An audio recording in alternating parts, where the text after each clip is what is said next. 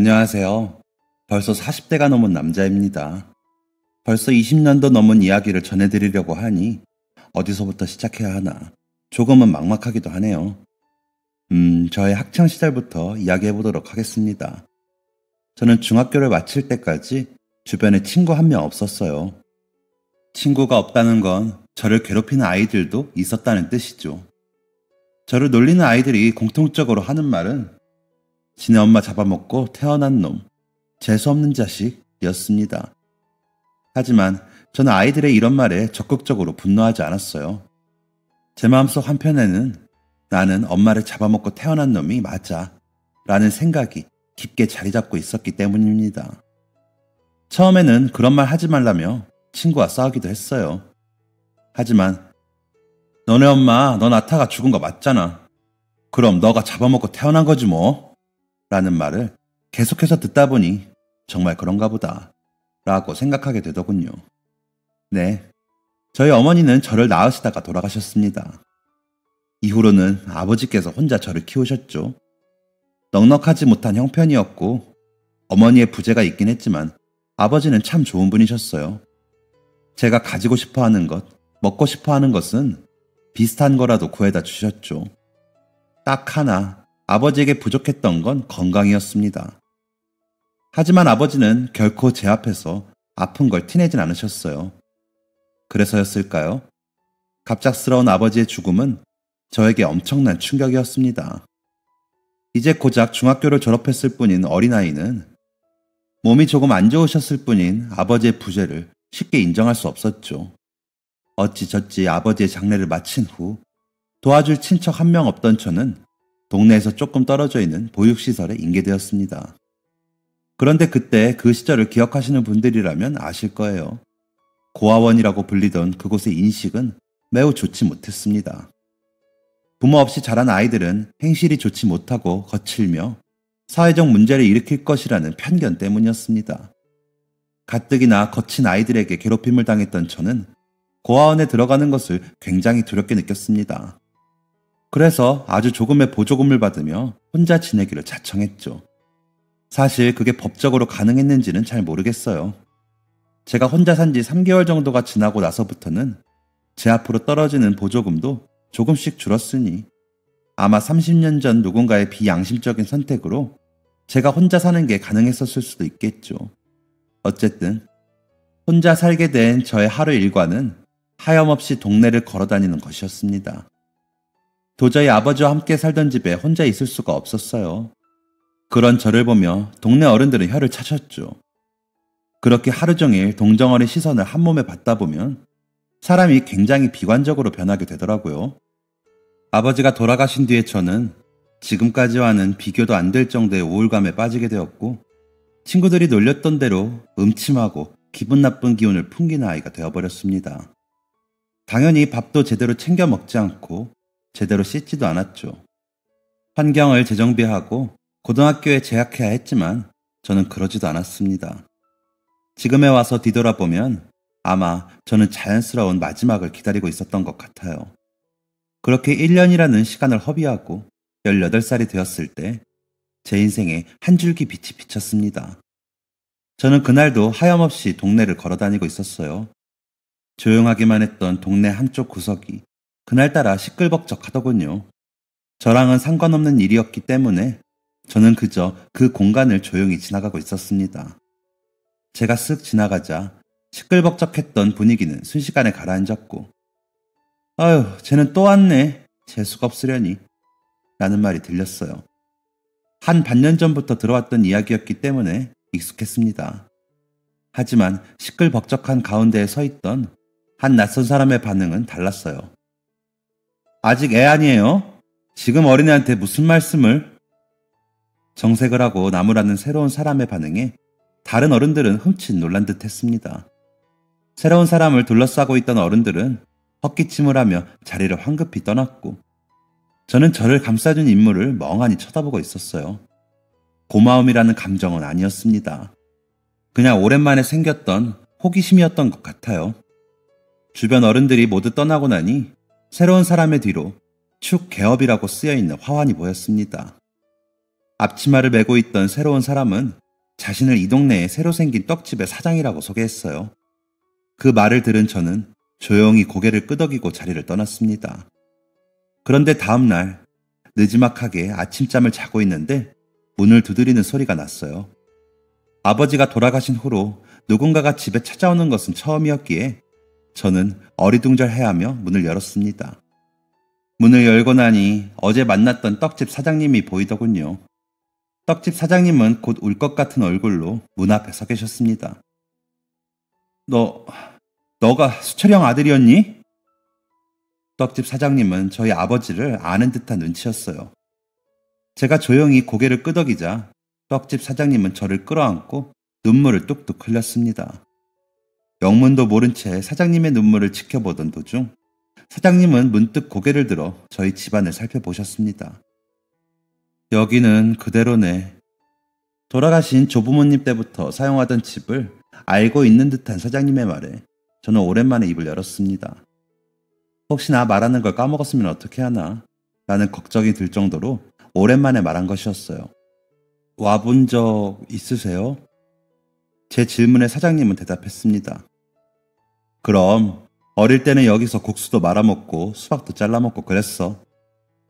사장님에게 뭔가 궁금한 것들이 생겼지만 무엇을 물어봐야 할지 모르겠더군요. 그날 사장님은 어리둥절한 저를 데리고 목욕탕에 가셨어요. 목욕을 마친 후에는 든든하게 밥을 먹었죠. 정말 오랜만에 사람다운 하루를 보냈던 것 같아요. 이후로도 사장님은 매일 아침 저를 찾아오셔서 산책과 운동을 함께 해주셨고 끼니를 거르지 않도록 챙겨주셨습니다. 그렇게 1년 정도가 지났을 때 저는 더 이상 우중충하고 기분 나쁜 아이가 아니었어요. 그리고 사장님의 제안으로 고등학교에도 진학하게 되었습니다. 아마 저도 조금은 남들과 같은 삶을 살길 꿈꾸고 있었나 봐요. 하지만 학교에 입학하고 나서는 또다시 지옥 같은 일들이 벌어졌습니다. 국민학교 때부터 중학교 때까지 저를 괴롭히던 아이들이 그대로 고등학교에 있었거든요. 게다가 저보다 상급생이 되어 있었으니 1년 동안 저를 괴롭히지 못했던 답답함을 풀기라도 하는 것인지 아이들의 괴롭힘은 더욱 질이 안 좋아져 있었죠. 그 지독한 괴롭힘은 학기 초부터 시작됐습니다. 그리고 괴롭힘의 한계를 느낀 제가 터져버리고 만 것은 학기 말이 다 되고 나서였어요. 애미 없는 놈이 이젠 애비도 없네. 너 주변에 있으면 다 죽는 거냐? 어떻게 하냐? 너랑 같은 반 된 애들은 얼마나 재수가 없겠어. 아, 너네 아빠 죽기 전에 아팠다며? 죽는 것도 쉽게 죽는 게 아니네. 너 진짜 이렇게 불행해서 앞으로 인생 어떻게 하냐? 선을 넘어도 한참을 넘은 아이들의 말에 그동안 쌓인 분노가 터져버린 저는 인생 처음으로 주먹다짐이라는 걸 하고 말았습니다. 당시 저는 왜소하고 작은 체격을 가지고 있었고 남에게 쓴소리 한번 못해볼 정도로 소심한 성격이었기 때문에 싸움에는 젬병이었어요. 당연히 저를 괴롭히던 양아치 무리 아이들에게 흠씬 얻어맞고 말았죠. 싸움은 소식을 듣고 저희를 말리러 온 선생님에 의해 제지되었어요. 사실 싸움이랄 것도 없었습니다. 제가 일방적으로 얻어맞은 거였으니까요. 하지만 어쨌든 먼저 주먹을 든 건 저였고 양아치 무리 대장 박영훈의 얼굴에 상처를 낸 것도 사실이었기 때문에 저는 선생님에게 꽤 크게 혼이 났습니다. 박영훈이 공부도 잘했고 그 아이의 어머니의 치맛바람이 대단했기 때문에 선생님에게 더 많이 혼났던 것이라는 사실은 나중이 되어서야 알게 된 것이었죠. 박영훈의 어머니는 귀한 자기 아들 얼굴에 상처를 낸 사람이 누구인지 확인하고 싶어 하셨어요. 학교에 찾아와서 내 아들 때린 놈 당장 내 앞에 데려오라고! 라며 고래고래 소리를 지르는 자신의 어머니 뒤에서 박영훈은 기세 등등하게 웃고 있었습니다. 선생님들은 박영훈의 어머니에게 진정하라고 설득했지만 그의 어머니는 전혀 그럴 기미가 보이지 않았습니다. 박영훈의 어머니를 설득하는 데 실패한 선생님은 결국 저를 교무실에 데려다 앉히셨습니다. 어머니, 영훈이가 그동안 동진이를 정말 많이 괴롭혔어요. 그리고 아이들이 크다 보면 싸울 수도 있는 거니까 너무 노여워하지 마시고. 모든 상황 설명을 들었음에도 박영훈의 어머니는 완고했습니다. 결단코 저에게 사과를 들으셔야겠다고 말씀하셨죠. 선생님들은 이 모든 시끄러운 상황을 서둘러 끝내고 싶으셨는지 저에게 사과를 하라고 이야기하셨습니다. 저는 절대 사과하고 싶지 않았지만 저를 도와주는 어른 한 명 없는 상황에서 결국 죄송하다고 사과하게 되었어요. 하지만 박영훈의 어머니는 그것에 그치지 않았습니다. 고작 말로만 사과한다고 끝이니? 너가 잘못했으면 그만큼의 성의를 보여야지. 저는 박영훈의 어머니가 무슨 말을 하는지 이해하지 못했습니다. 내가 이렇게까지 말을 했는데도 못 알아듣는 거야? 이래서 가정교육 제대로 못 받은 애들은 무릎 꿇고 사과해. 그리고 나한테 사과할 게 아니라 우리 귀한 아드님한테 사과해야지. 이런 걸 내가 하나하나 설명해줘야 하니? 사과하는 것까지는 어찌어찌 한다고 해도 무릎까지 꿇으라니. 그것만큼은 절대 할 수가 없었습니다. 그렇게 박영훈의 어머니와 저의 실랑이가 점점 길어지자 선생님들마저도 저에게 원하시는 대로 사과하고 끝내라는 말을 하기 시작하셨어요. 솔직히 제 마음속에는 내가 이 정도로 잘못한 건가? 내가 잘못했다면 박영훈은 잘못이 없는 건가? 라는 생각이 가득했습니다. 하지만 모든 사람이 저에게 잘못했다고 이야기하니 점점 무기력해지더라고요. 또 정말 제가 악역이 된 것만 같았습니다.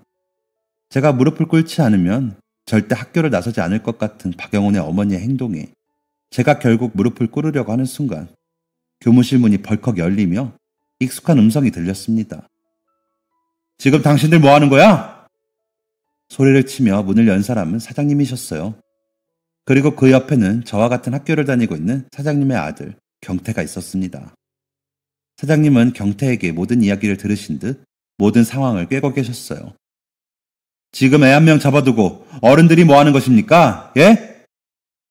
사장님은 성큼성큼 저에게 다가오시더니 엉거주춤한 자세로 서 있는 저를 끌어올리셨어요. 사장님의 덩치에 기가 죽은 박영훈의 어머니는 조금 누그러진 말투로 이렇게 말했습니다. 얘는 부모가 없다고 했는데 당신은 누구예요? 얘 가족이라도 돼요? 가족이라도 되느냐는 박영훈의 어머니의 말에 왜 제 고개가 숙여졌는지는 모르겠어요. 하지만 내려간 고개는 지체 없는 사장님의 대답 이후 곧장 올라오게 되었습니다. 그래, 내가 가족이요. 지금 내 조카한테 대체 무슨 짓입니까? 박영훈의 어머니는 제가 부모님이 없다는 이유로 저를 만만하게 봤던 게 맞았습니다. 제게 보호자가 있다는 소리에 바로 꼬리를 내리더군요. 아니, 분명히 부모가 없다고 했는데. 애가 부모가 없으면 누가 뭘 잘못했는지 제대로 들어보지도 않고 무작정 사과하라고 얘기해도 된다는 겁니까? 에? 듣자 하니 그쪽 애가 먼저 오랫동안 못살게 굴어왔다는데 애를 잡을 거면 본인 자식 교육부터 똑바로 시키고 해요. 뭐? 내 자식이 뭐 어때서 그래? 여럿이서 한 명 못살게 괴롭히고 욕하고 그게 사람이 할 짓입니까? 우리 아들이 그랬다는 거야 지금? 그래요. 여기 증인도 있습니다. 사장님이 증인이라고 세운 사람은 다름 아닌 사장님의 아들 경태였습니다. 경태는 저와 서먹서먹한 사이였어요. 엄밀히 말하면 저는 그동안 경태가 절 싫어한다고 생각하고 있었습니다. 나중에 알게 된 사실이지만 경태는 저를 싫어한 게 아니라 혹시 자신이 저에게 실수할까봐 저를 조심스럽게 대하고 있었던 것이었어요. 박영훈 무리들이 저를 못살게 구는 걸 알면서도 나서지 못했던 건 괜히 나서서 이를 키울까봐 했다고 합니다. 형이 박영훈한테 한 방 먹인 건 솔직히 속 시원했어. 그런데 박영훈 엄마까지 와서 형한테 무릎 꿇으라는 소리를 하는데 그때는 나서지 않을 수가 없더라. 형한테 묻지도 않고 아버지를 불러와서 미안해. 경태는 저를 도와주었으면서도 제게 사과를 전했습니다. 경태는 박영훈 무리들을 두려워하지 않고 당당하게 그동안 박영훈 무리들의 패악질을 모두 이야기했고 덕분에 상황은 저에게 유리하게 돌아갈 수 있었어요. 참고로 박영훈에게 괴롭힘을 당했던 피해자는 저뿐만이 아니었습니다. 경태의 증언이 모두 끝난 뒤 사장님은 박영훈의 어머니에게 이렇게 말했습니다. 듣자 하니 그쪽 남편이 이 동네에서 꽤 크게 장사를 한다고 하더라고요. 동네 장사는 평판이 중요한데 댁내 아드님이 그렇게 애들을 괴롭히고 다녔다는 소문이 나면 꽤나 곤란해지시겠습니다. 그쪽 아들도 그걸 알아서 일부러 힘없고 부모 없는 애들만 못살게 군 것 같은데. 그런데 어쩌나. 애들은 뭘 몰라서 조용히 넘어가려고 했어도 나는 그럴 생각이 없는데. 박영훈의 어머니는 직전에 당당했던 모습을 잃은 채 초라한 목소리로 소리쳤습니다. 당신 지금 나한테 협박하는 거야? 사장님은 앙칼진 소리에도 결코 굴하지 않으셨어요. 협박? 이게 협박 같아? 진짜 협박이 뭔지 보여줘? 남의 새끼 데려다가 이런 취급받게 하려면 이 정도는 감수했었어야지. 먼저 꼬리를 내린 건 박영훈 쪽이었습니다. 사장님이 오랫동안 동네를 떠나 계셨다고 하더라도 사장님은 대를 이어 동네에 자리 잡은 분이셨어요. 제가 살았던 작은 동네는 옆집 누구네 아들과 이사온 누구가 싸우면 당연히 오래 알고 지내던 옆집 아들 편을 들어주는 성향이 컸기 때문에 박영훈 어머니는 사장님을 결코 이길 수 없었습니다. 그날의 사건 이후 눈에 띄게 달라진 것은 저를 대하는 박영훈의 태도였어요. 저는 졸업할 때까지 박영훈과 그의 무리들에게 괴롭힘을 당하지 않았습니다. 박영훈도 뭔가 깨달은 게 있는 것인지 저를 포함한 다른 학생들을 괴롭히지 않았어요. 또 달라진 점을 하나 꼽자면 경태와의 관계입니다. 서로 서먹한 사이로 남아있던 경태와 저는 그날 이후 둘도 없는 형 동생 사이가 되었습니다. 경태와도 사이가 좋아졌기 때문에 사장님은 저를 집으로 데려오려고 하셨지만 조부모님과 아버지의 흔적이 고스란히 묻어있는 집을 관리할 사람이 필요했기 때문에 저는 사장님 댁으로 들어가지 않았습니다. 또한 사장님과의 관계에도 조금 바뀐 것이 있었어요. 그동안 저에게 사장님은 그저 고마운 분 또는 착한 분 아니면 은인 정도의 인물이었습니다. 하지만 당신은 누구예요? 애 가족이라도 돼요? 라는 질문에 사장님이 서슴지 않고 그래 라고 대답한 이후 저는 사장님을 저의 가족으로 여기기 시작했습니다. 그리고 저를 나무라는 어른들 사이에서 저를 지키기 위해 총대를 맨 사장님의 모습은 저의 자존감을 많이 높여주었어요.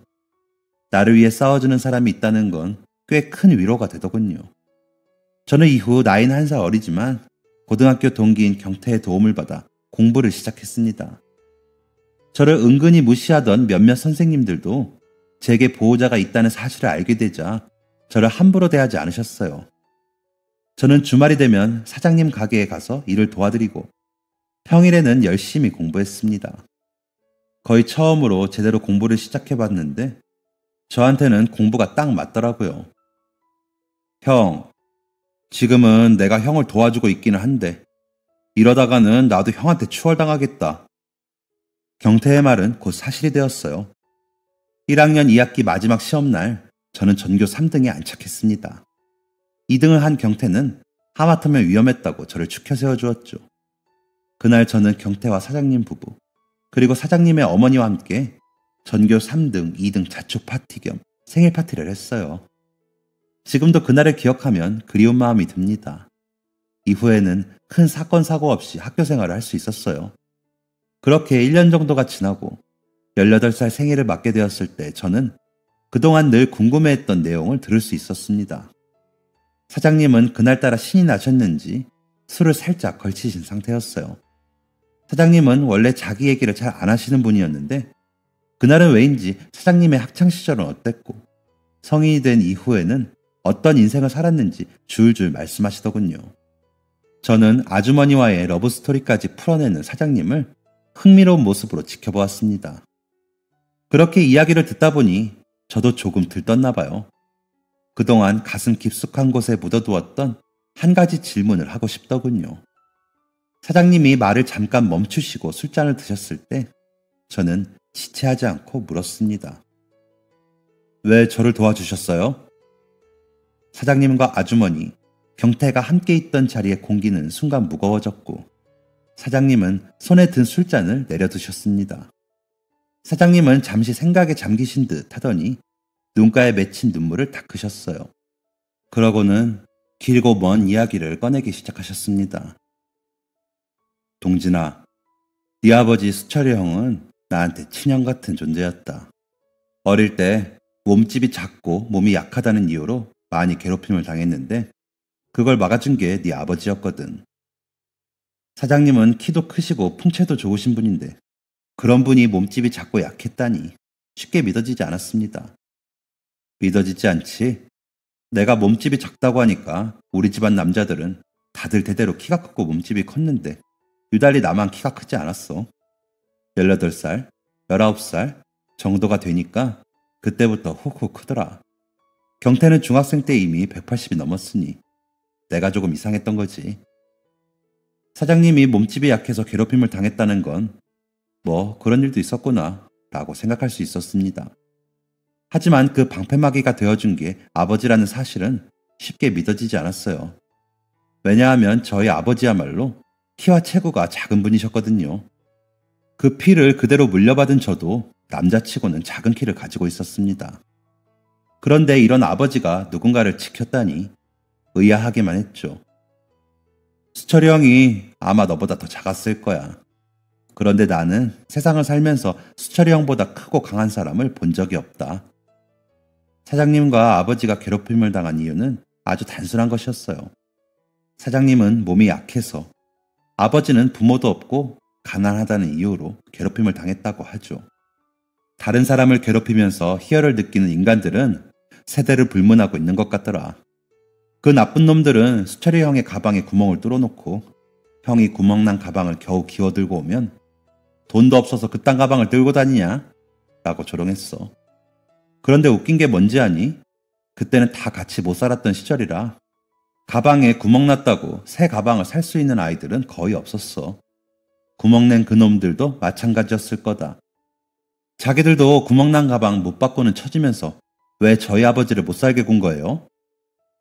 그냥 이유가 있겠니?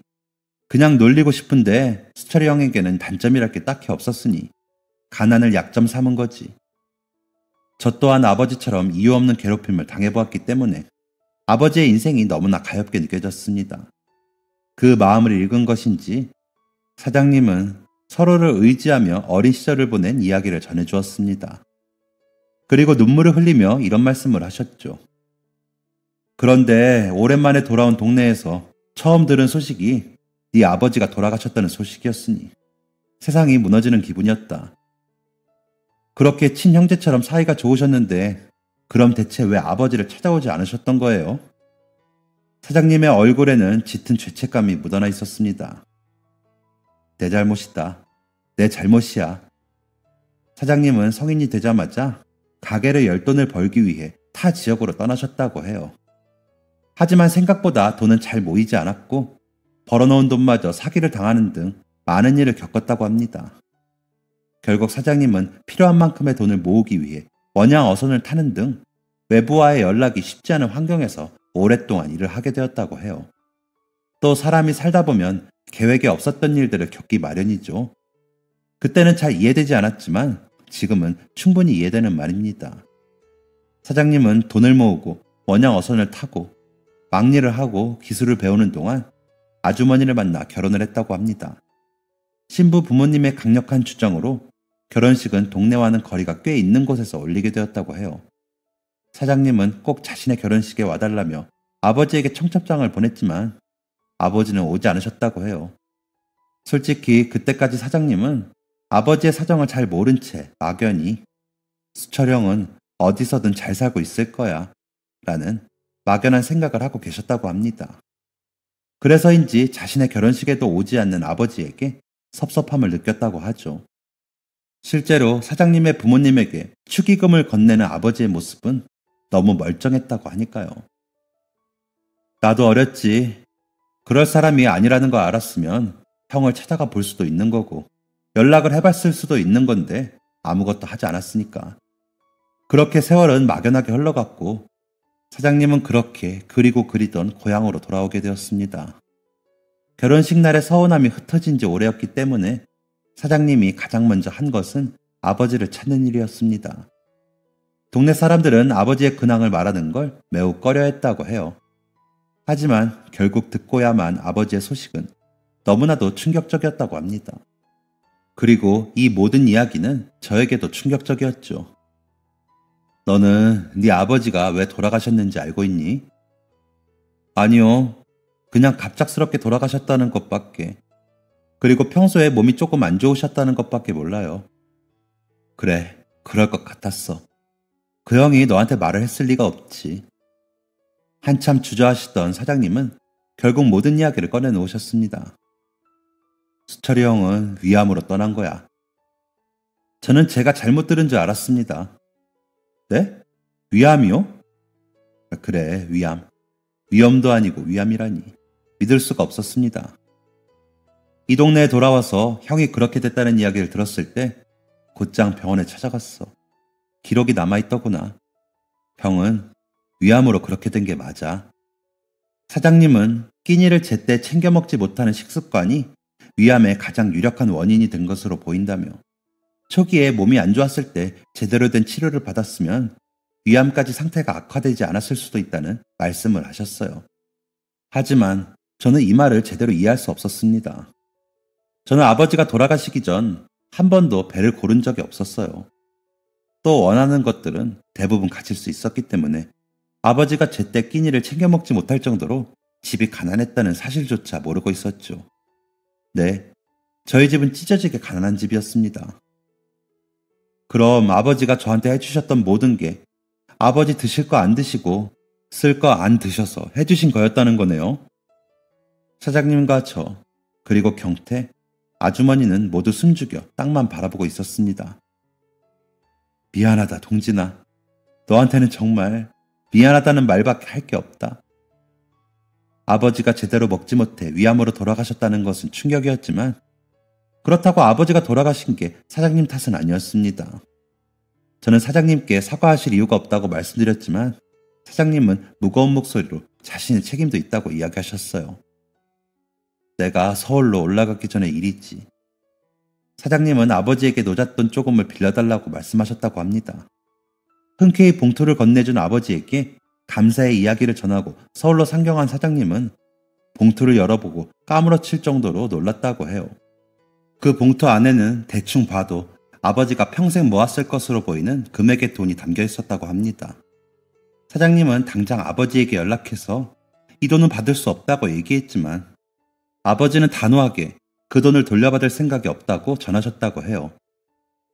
부모 없고 의지할 구석 없는 사회초년생이 그동안 조금씩 모아둔 돈을 모두 준다면 이후에는 어떻게 되겠니? 수철형은 단 하루도 마음 놓고 쉬었던 적이 없었을 거야. 그 말은 맞습니다. 아버지는 단 하루도 제대로 쉬지 못하셨어요. 하지만 하루도 빠지지 않고 일을 했으면 집안 살림이 조금 폐하는 게 맞을 텐데요.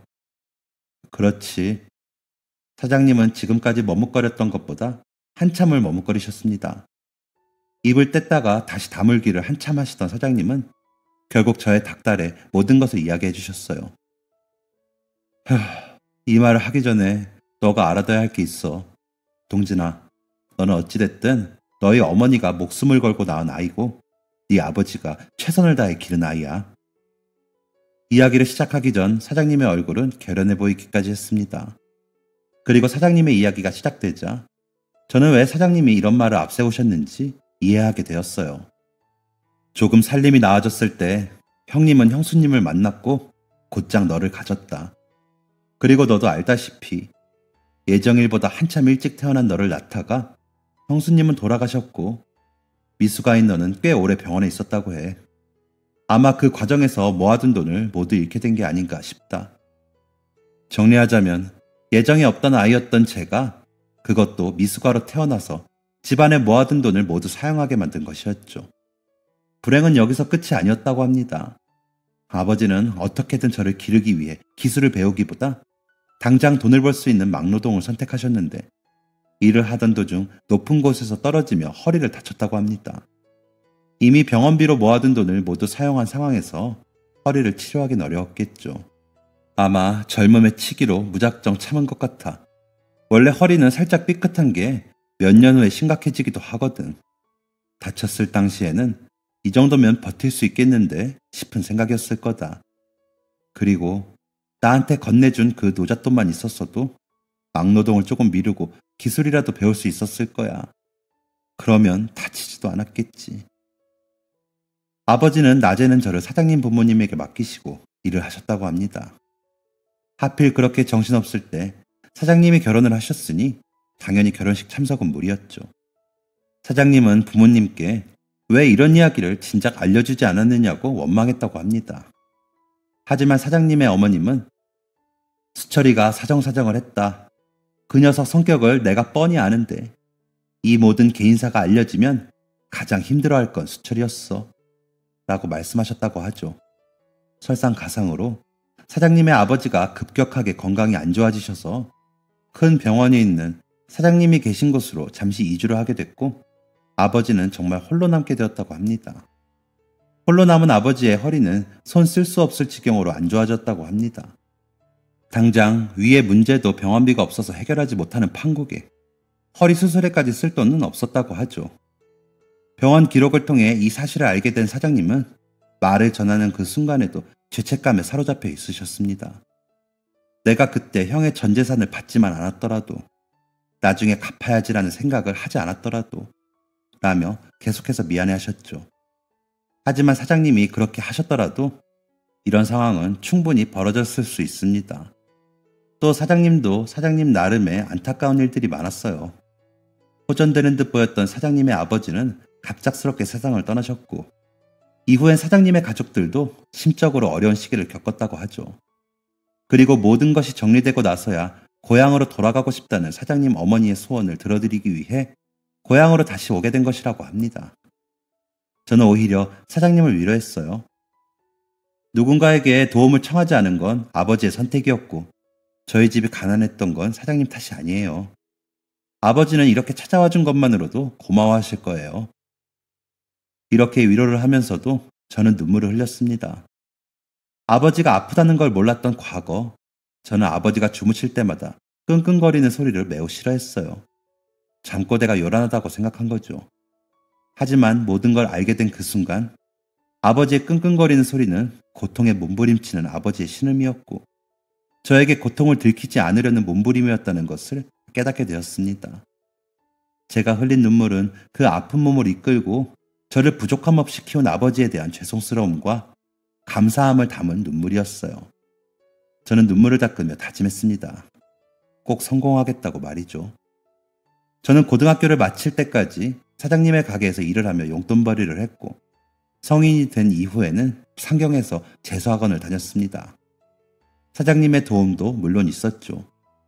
그렇게 열심히 공부를 하다 보니 좋은 학교의 공대 계열에 진학할 수 있었어요. 좋은 기회로 교환학생 프로그램으로 미국 땅까지 밟아보게 되었죠. 교환학생 프로그램으로 미국에 가보니 해외에서 일을 하고 싶다는 욕심이 생기더라고요. 이후에는 워홀을 하며 돈을 모았고, 그 돈으로 미국에서의 유학을 마쳤습니다. 모든 게 탄탄대로였어요. 미국에서의 공부를 마친 후에는 해외에서 알아주는 회사에 취업하게 되었습니다. 그리고 그곳에서 한국계 여성을 만나 결혼까지 했죠. 지금 저는 나름 성공한 인생 대접을 받고 있습니다. 이렇게 굵직굵직한 사건을 결정하고 선택하는 과정에는 사장님의 도움과 조언이 있었어요. 저는 해외에 있는 동안에도 크고 작은 일들이 있으면 사장님과 늘 의논했고, 저를 진심으로 염려하며 조언해 주시는 사장님의 따뜻함을 느끼며 사장님을 아버지라고 부르게 되었습니다. 사장님도 이제 죄책감에서 완전히 벗어났다고 하십니다. 너를 진짜 내 아들로 여길 수 있게 되어서 그게 너무나 감사하다 라는 말씀을 하셨을 때는 괜스레 눈물이 핑 돌았습니다. 지금의 저는 어떻게 살고 있느냐고요? 저는 최근 한국지사로 발령을 받아 한국으로 이주를 준비하고 있습니다. 한국으로 돌아가게 되면 사장님을 모시고 살려고 해요. 사장님의 떡집은 인터넷 쇼핑몰이 활발해지면서 대박이 났습니다. 사장님만의 트레이드마크 떡이 SNS에서 유명세를 타게 됐고, 인터넷 쇼핑몰까지 진출하게 되자 공장까지 운영해야 할 정도로 규모가 커진 것이었죠. 그 일을 주체적으로 이끌어가고 있는 사람은 다른 사람도 아닌 경태입니다. 어릴 때부터 똑 부러진다 했더니 역시나 잘 될 줄 알았어요. 동네가 크지 않다 보니 저를 지독하게 괴롭혔던 박영훈의 근황도 알게 되더군요. 박영훈은 아버지 재산을 믿고 방탕하게 살았고, 지금은 알코올 중독이 되어 피폐하게 살고 있다고 합니다. 박영훈의 망가진 인생을 보면 속이 시원할 줄 알았는데 딱히 그런 마음은 안 드네요. 그저 지금이라도 정신을 차리길 바랄 뿐입니다. 글을 마치기 전 저의 작은 바람을 이야기하고 싶어요. 저는 아버지처럼 못 먹어서 아프게 되는 사람이 없도록 불우한 환경에 처한 결식 아동이나 독거노인들을 돕는 일에 지대한 관심을 가지고 있습니다. 저의 사회적 위치를 그런 분들을 돕는 데 사용할 수 있었으면 좋겠네요. 오늘따라 낳아주신 아버지, 그리고 키워주신 아버지가 보고 싶네요. 한국에 돌아가면 곧장 아버지를 모신 곳으로 떠나려고 합니다. 저의 또 다른 아버지와 함께요. 제 긴 이야기는 여기까지입니다. 지금까지 들어주셔서 감사합니다. 지금까지 사연 들어주셔서 감사합니다. 사연이 재밌으셨다면 구독과 좋아요를 눌러주세요. 감사합니다. 안녕히 계세요.